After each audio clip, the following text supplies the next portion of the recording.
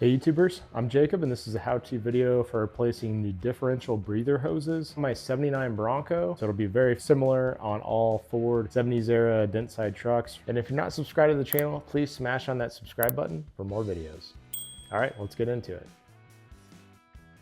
I'm using 3/8 inch Evil Energy fuel line, and I've included a link for this in the description below. If you have four-wheel drive, you have a breather on both differentials, and it's important to have those elevated above the axle tubes, especially if you go off-road or you do water crossings, because if you get water in these hoses, it'll go down into the differential and it'll mix with the gear oil, and it won't be a good outcome for the longevity of your differentials. You definitely want to have them clear of any kind of water or debris, so you don't want these hoses anywhere near your wheel wells.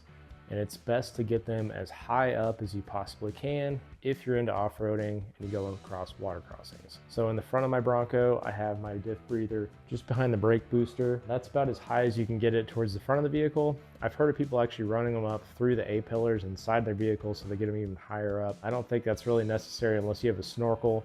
And if that's the case, you can run it into your airbox. All right, so at one point I actually found this line blown off of here, but this line's old, so it just needs to be replaced. It's probably plugged, my guess, why it's blown off and now it's leaking. Starting out in the rear here, this is a Ford 9-inch on my 79 Bronco.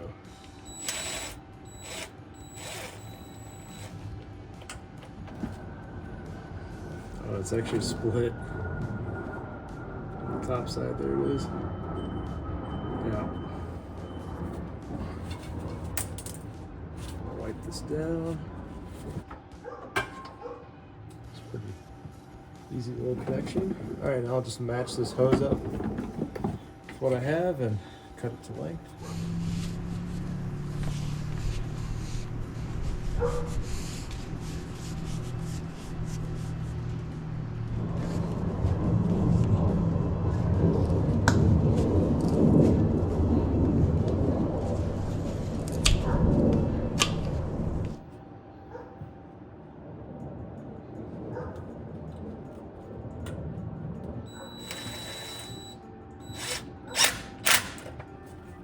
This is what I should have done, is turn it so it can slack out kind of like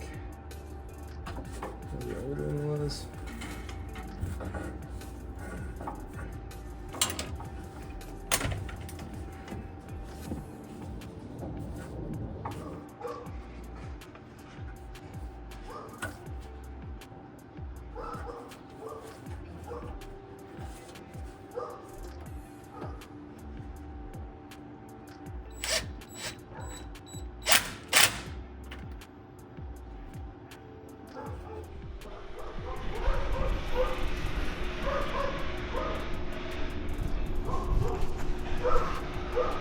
Front diff, Dana 44, back there kind of behind the brake line again.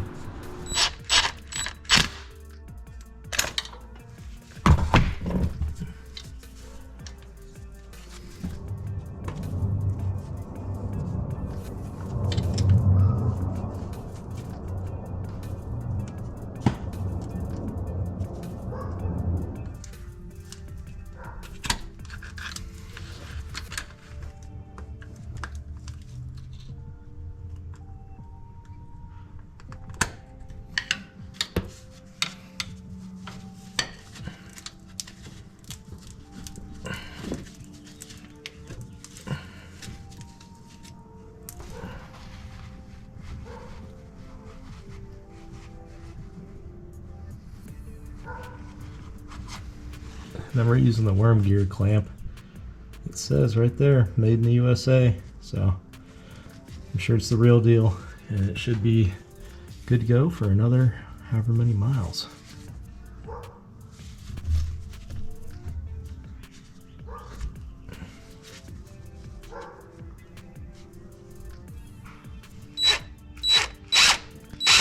And I'm gonna route this hose. It's currently all the way up in the engine bay. It's gonna be behind the brake booster. I'm just gonna cut it off like right here probably.